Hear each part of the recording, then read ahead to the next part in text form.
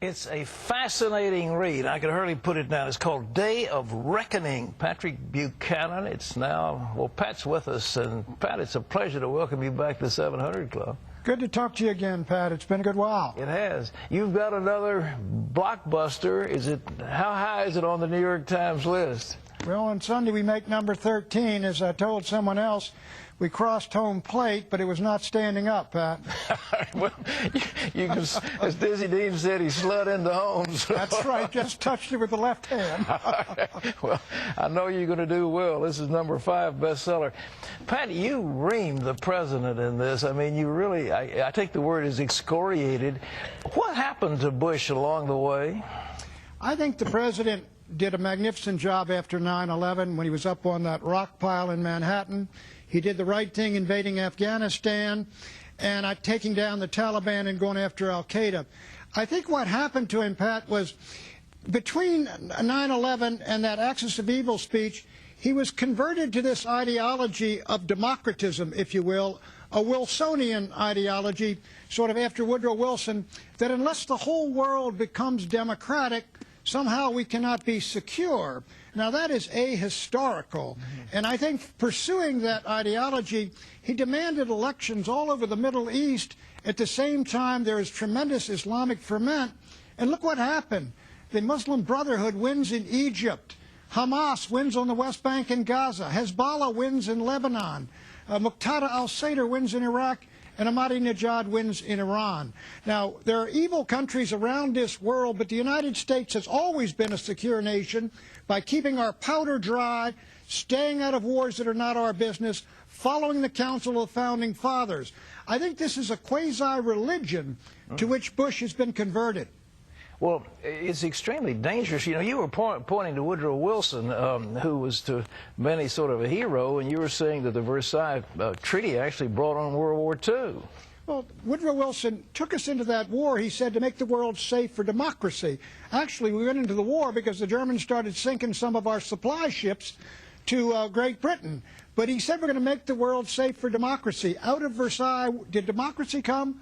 What came out of that is Lenin and Stalin and Hitler and Mussolini and World War II. And so it was a utopian idea. I mean, World War I, Pat, we fought along. We were supposed to be making the world safe for democracy.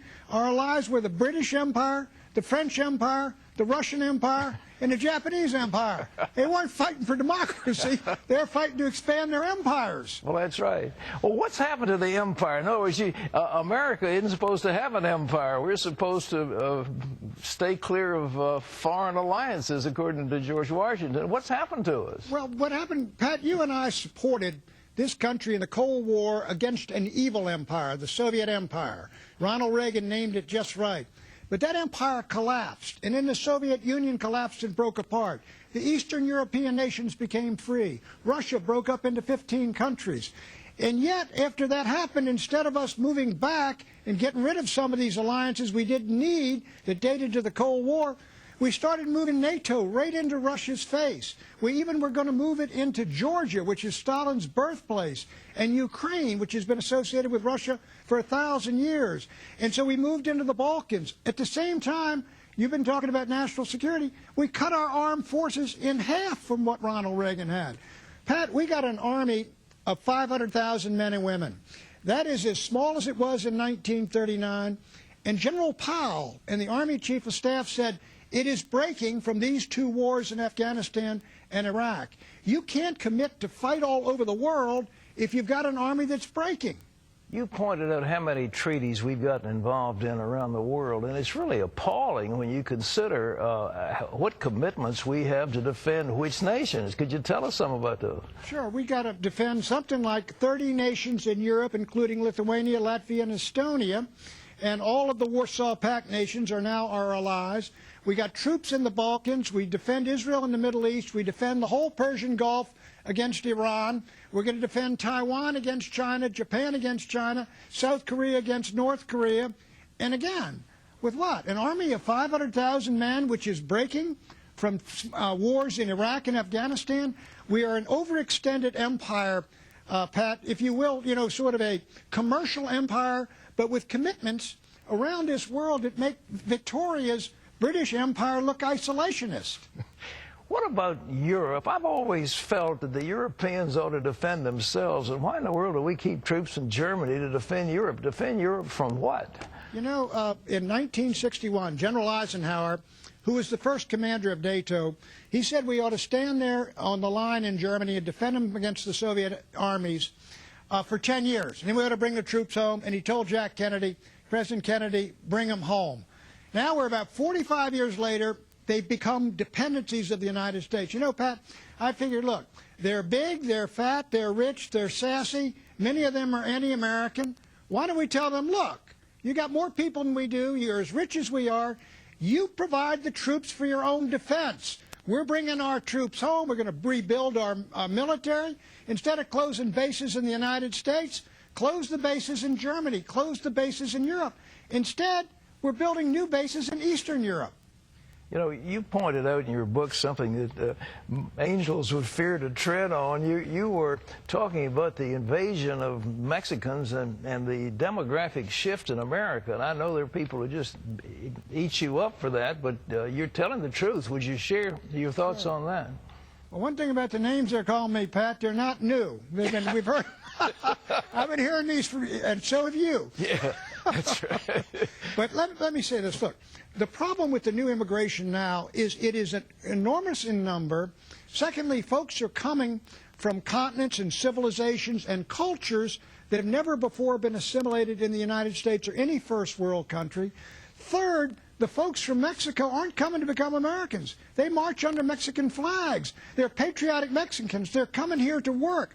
Fourth, the melting pot that turned us all the folks from Eastern Europe and Southern Europe and Britain and all over, turned us into Americans, is broken. It's cracked. It's rejected by our cultural elites as sort of an instrument of cultural genocide. And so everybody's encouraged to keep their own language, their own culture, and we're becoming Balkanized, like the Balkan Peninsula. And the country, I think, is in real danger of breaking up. And in the Southwest, Pat, culturally, ethnically, linguistically, that is becoming more a part of Mexico than it is of the United States. And as I say, I mean, look, 50 years from now, what happens in Baghdad is not going to be as important as what happens in the Southwest if we lose it. What makes a country, in your opinion? You pointed to Yugoslavia as something that didn't make a country. I think what makes a country is this. It is a common culture, a language, history, heroes, holidays, faith, borders, all of these things, a common experience of living together. You know, I've got ancestors who are Scotch-Irish and fought for the Confederacy and detested the Irish who came to New York. And then I've got Irish ancestors who came to New York in my family. But what made them all one is this time of living together. We went through the public schools and the parochial schools and the experience of the Depression and war. We studied all of America's heroes and all of America's history. And all of these things eventually turned us into one nation and one people. Out of many, one. E pluribus unum. What is happening now is out of one are coming many. We're becoming what Teddy Roosevelt called a tangle of squabbling nationalities. And he said America will die if we simply become a boarding house for the world, a polyglot nation. And I'm afraid that's what's happening. Well, Pat, I commend your encyclopedic view of history. I tell you, if you ever give up commentating, you can make a great history professor. We'd be glad to offer you a job at Regent University. Well, I appreciate it very much. They're not going to like my take on history either, Pat. No, they probably, well, I think it's very interesting, and you even tweaked the nose of Her Majesty the Queen, who made a few errant remarks at this Jamestown celebration. She said there were three great civilizations came together, the Indian civilization and the American Indian civilization, the African American civilization, and the European civilization. They were English Protestants who came there. They didn't like the French. They just sunk the Spanish Armada, and they loved that.